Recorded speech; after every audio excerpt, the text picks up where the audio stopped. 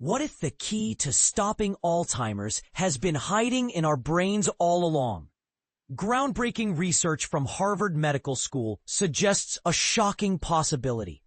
Low lithium levels could be the missing puzzle piece in understanding this devastating disease. And restoring this mineral might not just slow cognitive decline, but reverse it. Published in Nature after a decade of rigorous study, the findings challenge everything we thought we knew about dementia prevention.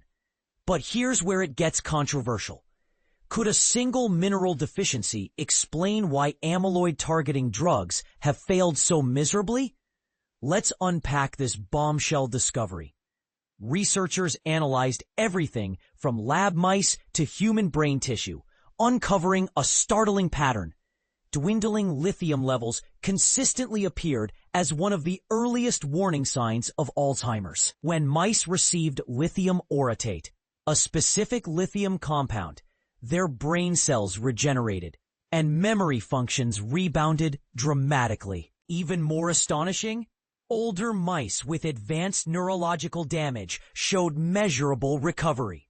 The breadth of lithium's protective effects is unprecedented, admits lead researcher Dr. Bruce Yankner, a Harvard genetics professor with decades of Alzheimer's expertise.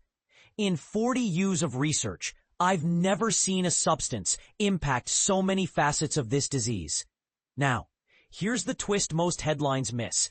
This isn't just about treatment. The study reveals that maintaining healthy lithium levels early in life could act as a biological shield against Alzheimer's development. This aligns with curious real-world data showing lower dementia rates in populations with naturally higher lithium concentrations in their drinking water. Could municipal water supplies hold an invisible key to prevention? The implications are staggering. For years, the medical community has focused on amyloid proteins as Alzheimer's primary villain, despite glaring inconsistencies. Many patients with amyloid buildup never develop symptoms, while others without visible plaques suffer severe dementia. Lithium's mechanism, addressing cellular resilience rather than single proteins, might explain why previous treatments failed. We're not just delaying decline, Yankner emphasizes. We're talking about fundamentally repairing cognitive function. But before you rush to supplement cabinets, a crucial caveat. These results come from animal studies. Human trials are urgently needed, a point Yankner stresses repeatedly. Mice aren't people, he cautions. Yet the consistency across experiments gives me genuine hope. So here's the million-dollar question. If lithium proves effective in humans, should we add it to prenatal vitamins or municipal water systems?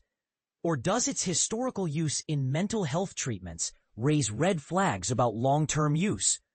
The debate is heating up, and your opinion matters. Would you support preventative lithium supplementation knowing these findings, or does the potential for unintended consequences give you pause? Share your take below.